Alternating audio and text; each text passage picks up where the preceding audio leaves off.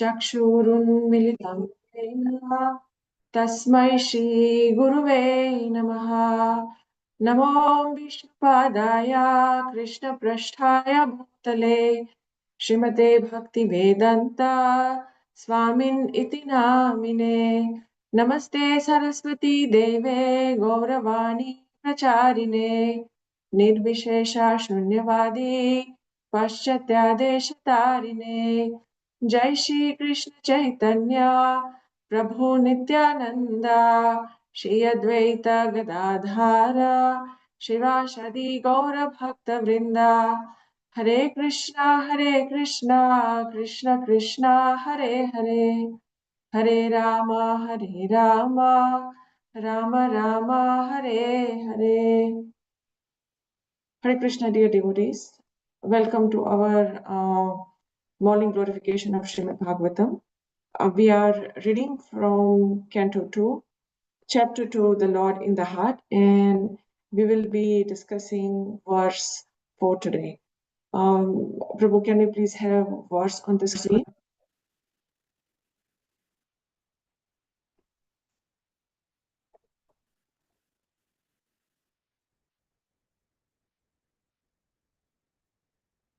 Verse 2.2.4. Satyamshito kim kashipo prayase barho swasvidhehi upabarhane kim satyajalo kim purudhana patrya digval kalado sati kim dupule. सत्याक्षितो किं कशिपो प्रयासे बहोर्स्वसिद्धेहि उपबर्हणे किं सत्याजलो किं पुरुधानपात्र्या दिग्वल्कलादो सति किं दुकूले। सत्याक्षितो किं कशिपो प्रयासे बर्होस्वस्विद्धेहि उपबर्हणे किं सत्याजलो किं बुधानपात्र्या दिग्वल्कलादो सति किं दुकूले. Synonyms in translation by His Divine Grace A.C. Bhaktivedanta Swami Srila Prabhupada ki Jai. Satyam, being in possession. Kshito, earthly flats. Kim, what is the necessity? Kashipo, of beds and coats. Prayeshiha, endeavoring for. Bahu, the arms. Swasiddhe, being self-sufficient. He, certainly. Upabarhane, bed and bedstead. Kim, what is the use? Sati, being present. Ajanalo, the palms of the hands. Kim, what is the use? Puruda, varieties of. Anna, the eatables. Partya, by the utensils. Dik, open space. Valkala ado, skin of trees. Sati, being existent. Kim, what is the use of? Dukule, the clothes. Translation. When there are ample earthly flats to lie on, what is the necessity of cots and beds? When one can use his own arms, what is the necessity of pillow? When one can use the palms of his hands, what is the necessity of varieties of utensils? When there is ample of covering or the trees of skins, what is the necessity of clothing? Would anyone like to read the purport, please? I can read, Mataji. Sure, Mataji. Purport by His Divine Grace A.C. Bhaktivedanta Swami Srila Prabhupada ki Jai. The necessities of life for the protection and comfort of the body must not be unnecessarily increased.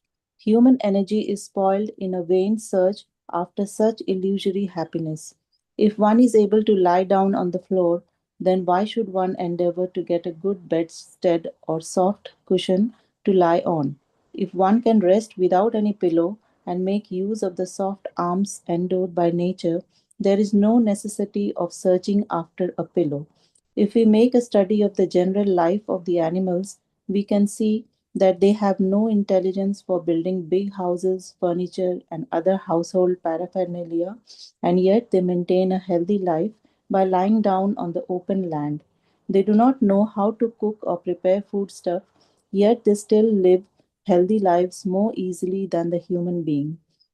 This does not mean that human civilization should revert to animal life or that the human being should live naked in the jungles without any culture, education, and sense of morality. An intelligent human cannot live the life of an animal. Rather, man should try to utilize his intelligence in arts and science, poetry, and philosophy. In such a way, he can further the progressive march of human civilization. But here, the idea given by Srila Shukdev Goswami is that the reserve energy of human life, which is far superior to that of animals, should simply be utilized for self realization. Advancement of human civilization must be towards the goal of establishing our lost relationship with God, which is not possible in any form of life other than the human. One must realize the nullity of the material phenomena, considering it is a passing phantasmagoria, and must endeavor to make a solution to the miseries of life. Self complacence with a polished type of animal civilization geared to sense gratification is delusion, and such a civilization is not worthy of the name. In pursuit of such false activities, a human being is in the clutches of Maya or illusion. Great sages and saints in the days of yore were not living in a palatial buildings furnished with good furniture and so called amenities of life. They used to live in huts and groves and sit on the flat ground, and yet they have left immense treasures of high knowledge with all perfection. Srila Rupa Goswami and Srila Sanatan Goswami were high ranking ministers of state, but they were able to leave behind them immense writings on transcendental knowledge while residing only for one night underneath one tree. They did not leave they did not live even 2 nights under the same tree, and what to speak of well furnished rooms with modern amenities. And still they were able to give us most important literatures of self realization. So called comforts of life are not actually helpful for progressive civilization, rather, they are detrimental to such progressive life. In the system of Sanatan Dharma, of four divisions of social life and four orders of progressive realization, there are ample opportunities and sufficient directions for a happy termination of the progressive life, and the sincere followers are advised therein to accept a voluntary life of renunciation in order to achieve the desired goal of life. If one is not accustomed to abiding by the life of renunciation and self abnegation from the beginning, one should try to get into the habit at a later stage of life, as recommended by Srila Shukdev Goswami, and that will help one to achieve the desired success. Thank you. Thank you so much, Mataji. Om Namo Bhagavate Vasudevaya. Om Namo Bhagavate Vasudevaya. Om Namo Bhagavate Vasudevaya.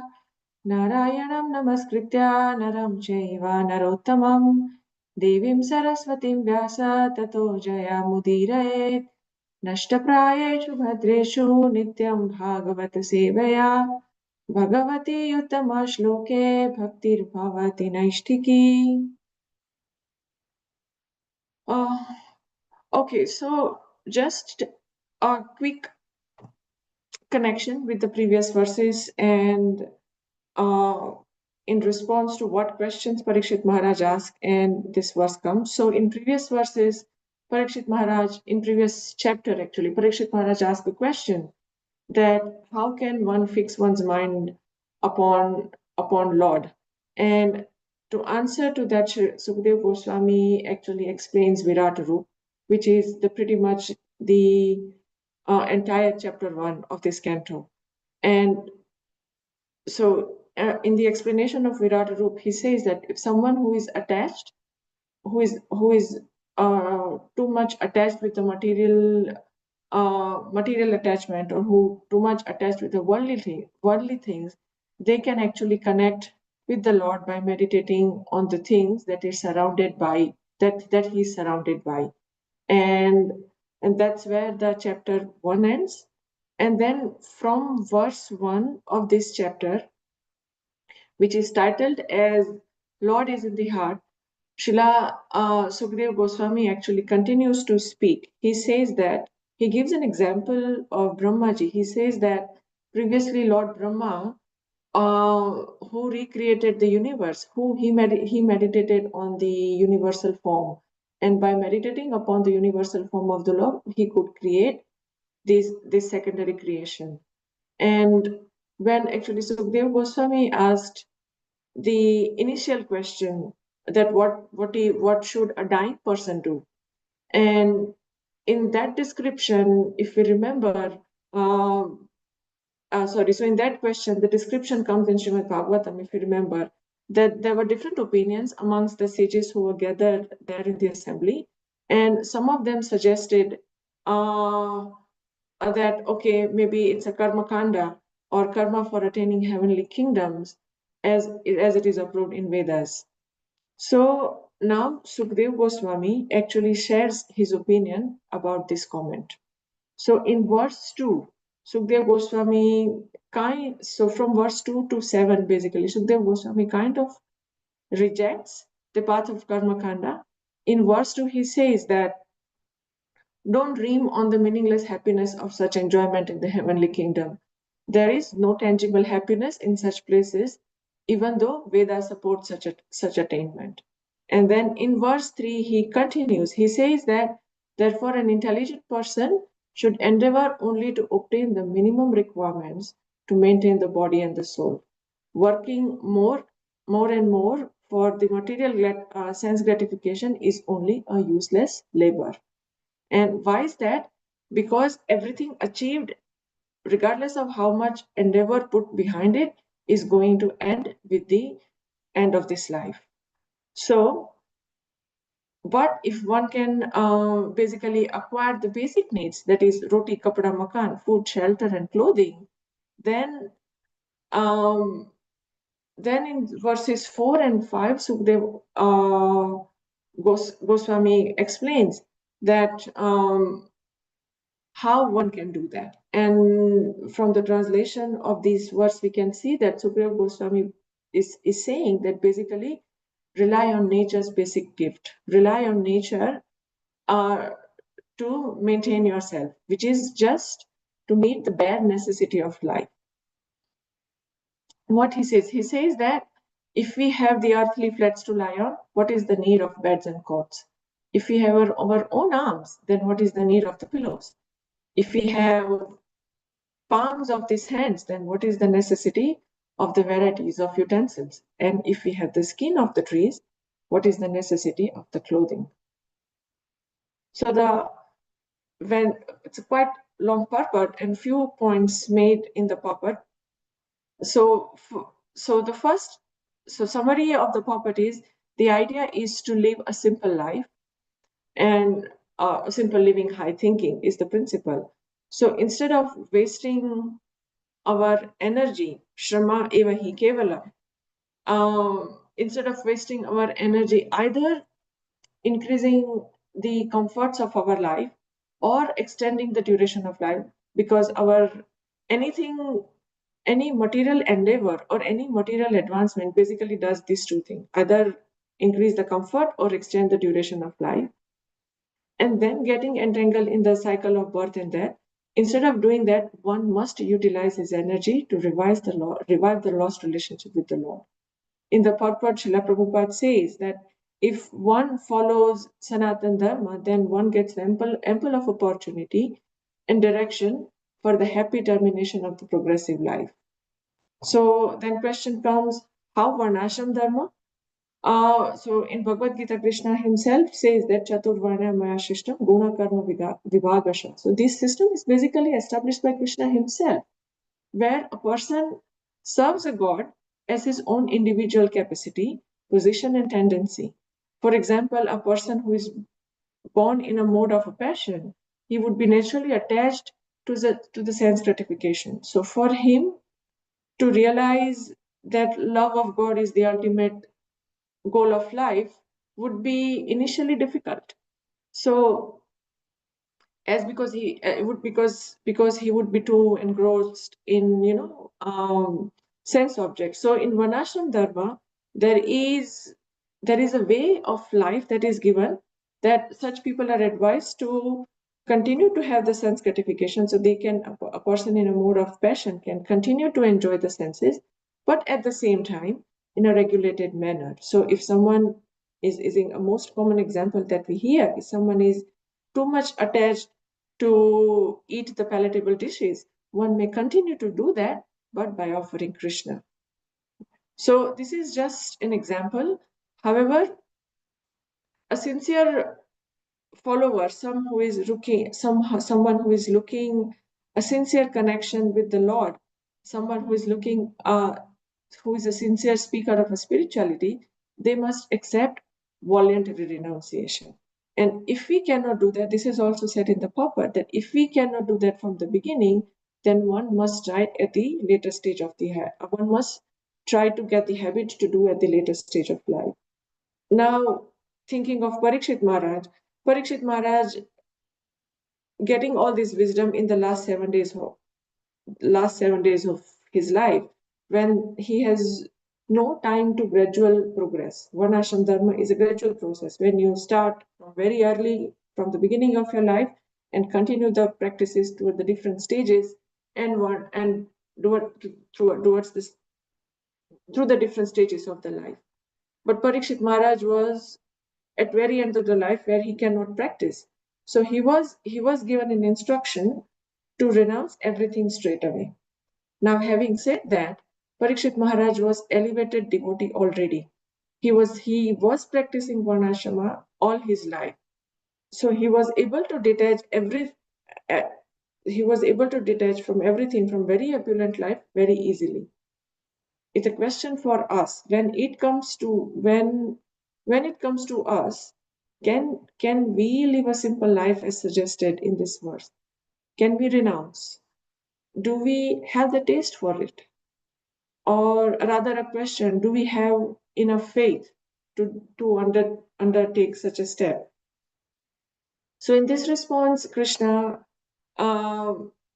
this regard, Krishna explains in Bhagavad Gita, verses 6.1, 6.2, that one who is unattached from the fruits of his work, and one who works as is obligated in his renounced order of life, and he is the true mystic, and who lights no fire and perform duty. So what is called renunciation is what you should know to be the same as a yoga, or linking oneself with the supremes. I rephrase that. According to the definition, renunciation is not simply giving up external duties, not simply giving up the external comforts. Renunciation is also mean giving up the selfish interest. It also means that working in the interest of Krishna. And so when it comes to devotee, Srila Prabhupada explains that a person in a Krishna consciousness has no opportunity to engage his senses for anything that is not for the purpose of Krishna. In other words, devotee is always renounced because always engaged in Krishna. So what does that mean? It means Yukta Vairagya. And Srila Prabhupada himself taught the principles of Yukta Vairagya by using all the facilities in service of Krishna. For example, dictaphone. When he was writing Srimad Bhagavatam, he was recording his lectures on dictaphone. So dictaphone is something very material, very gross, but then he used it for Krishna's service. So he showed us the principle of a Yukta Vairagya. Now, when we talked about the Yukta Vairagya, another term that is relevant and we may hear or we may come across is austerity or tapasya. So what does austerity mean? Austerity means accepting the trouble for our spiritual advancement. For example, Dhruva Maharaj, when Dhruva Maharaj was only 5-year-old, he left his home to seek the Lord, to basically to seek the kingdom higher than his father. And when Dhruva Maharaj meet Narad Muni instructed him that to perform a yoga, to meditate upon the Lord. And Dhruva Maharaj, under the direction of Narad Muni, actually went to forest and practiced austerity. And his austerities were like what where what? So first month he ate only little bit of fruit. In the second month he ate fruit like every 6 days. Then in grass. Then he fasted from the water. And throughout the times, I think at the end he practiced the breath control. So he become so so perfect as a yogi that that Krishna appeared in front of him. So he completely controlled his mind, completely controlled his sense, concentrated on the Lord, on the form of Vishnu in his heart, and in 6 months he was able to see Lord Vishnu on face to face. So it is a very nice and motivating example. But then question comes, can we follow that? It is not possible for us to follow Dhruva Maharaj's example in this life. It is not possible for us to give the instruction given, like, wear the skin of the tree as a clothing, or use palms as our, use hands as our pillow. But the principle here must be followed. That what are the principles? Principles are given to us by Srila Prabhupada, by our spiritual masters, that we must chant. We must chant 16 rounds minimum daily with full attention. The easy principle that are given is follow 4 regulative principles, right? Eating no onion, no garlic. So Yukta Vairagya basically means is, yes, following 4 regulative principles. So refraining from 4 sinful activities, no meat eating, no illicit sex, no gambling, and no intoxication. And at the same time, fulfilling our bodily needs like eating, meeting, sleeping, and working.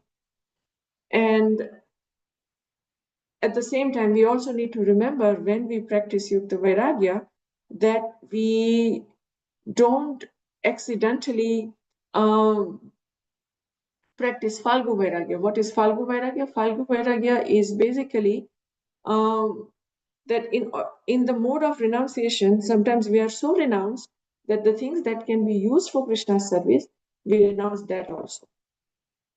So that is Srila Prabhupada in the purport of Srimad Bhāgavatam 3.31-47, he says that everything belongs to the Supreme Personality of Godhead, and therefore everything can be engaged in the service of the Godhead. Nothing should be used for own sense gratification. That is real renunciation. And unnecessary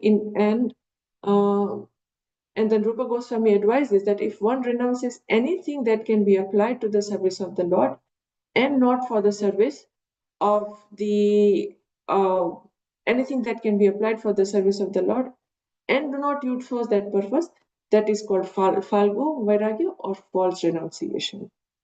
So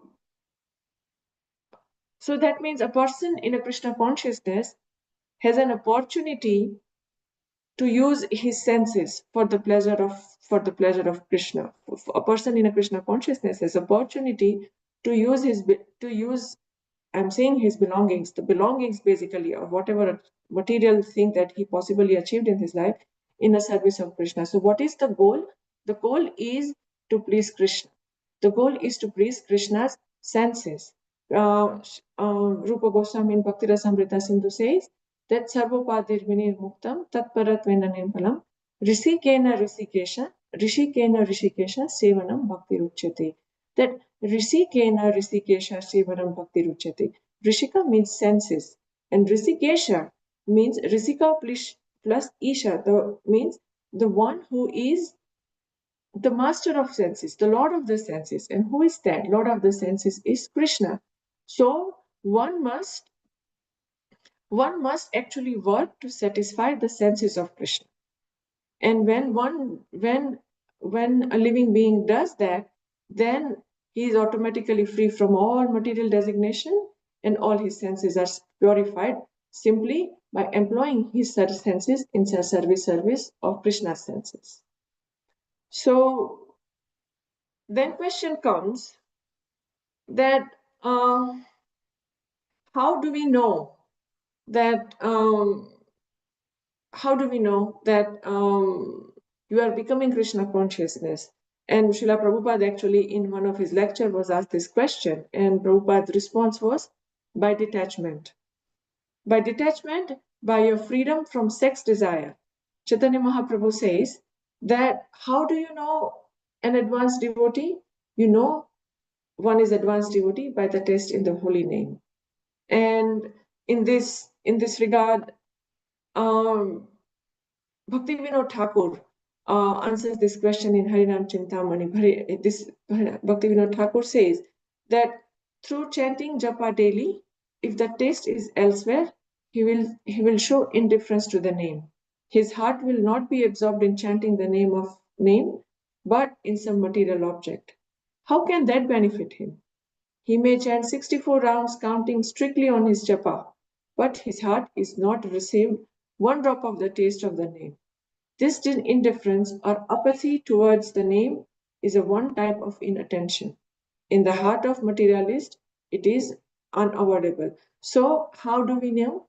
How do we know that we are increasing? Example or the reference is given is Bhakti Vinod Thakur here saying that we can analyze by how much we can see by how much our taste in chanting is increased.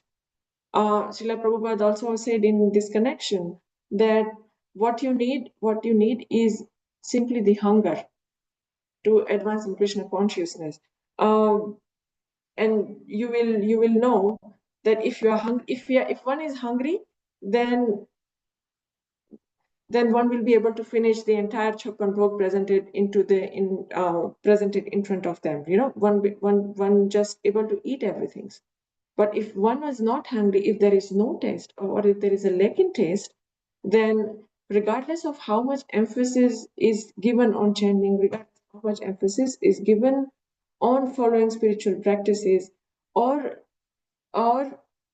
practicing a false realization, it is difficult to connect. It is difficult to remember Krishna at the end of the life. It is difficult to please Krishna, because we are trying on a falsy level. So, and another thing that Srila Prabhupada mentioned in one of the letter that he has written, that is actually once we start experiencing this as a slow taste in bhakti, then our business is to plant the seed wherever we go. So basically a preaching. So Prabhupada's letter, I'll just quote exactly what he says, that our business is simply to plant the seed of devotional service wherever we go, and to give everyone the taste of the transcendental experience. If people get transcendental experience or taste, it will be a huge faith builder for them, because they will experience pleasure beyond senses. And when people get the taste of Krishna, they want more. So basically, once we start experiencing, we distribute it. How we start experience, how we get the taste, by slowly practicing the principles that were given, by slowly practicing the devotional service, by focusing on chanting. So these are the tools. These are the tools that is given by Srila Prabhupada, by our acharyas, that we can practice. And so as we practice it, we derive the joy, and then it becomes a natural for us to go and share with others. There is so much that can be shared and added.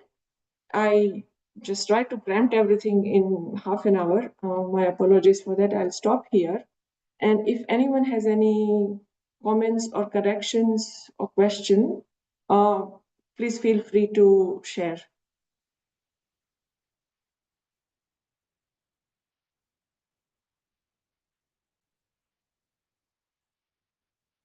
Okay, there is one comment.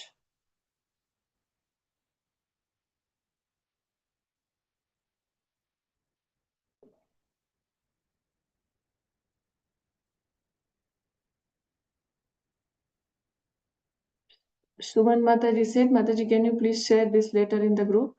Sorry, Mataji, so you were talking about the quote from Prabhupada?